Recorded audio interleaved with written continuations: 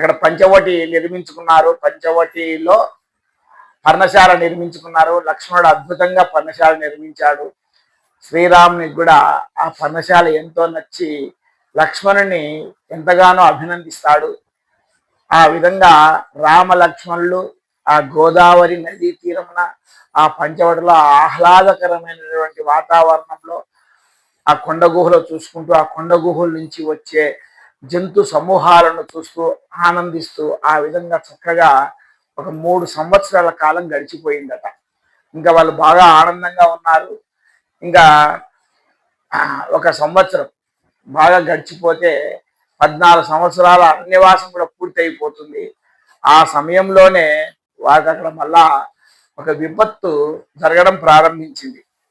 ఆ విధంగా వాళ్ళు ఆనందంగా గడుపుతున్న సమయంలో ఆ అడవిలో భయంకరంగా సంచరిస్తున్నటువంటి శూర్పనఖ ఆమె ఆ పర్ణశాలను దర్శించడం, ఆ పర్ణశాలలో అద్భుత సౌందర్యవంతులైనటువంటి రామలక్ష్మణులను చూడడం గమనించి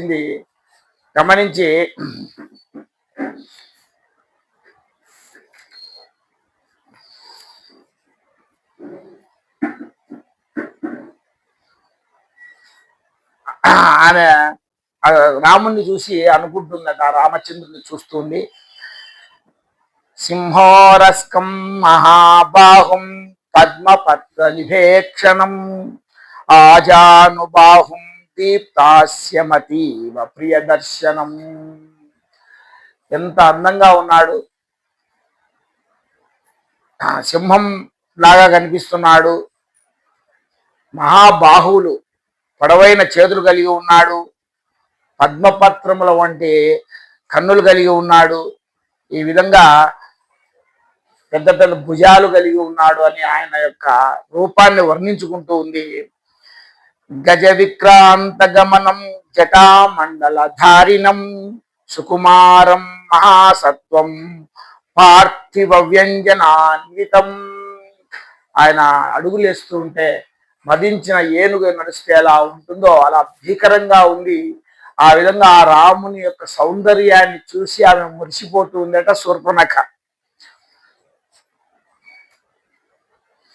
ఆయన్ను ఆ విధంగా అంత సౌందర్యవంతుడైనటువంటి ఆ శ్రీరాముని చూసి ఆమె మోహించడం జరిగింది.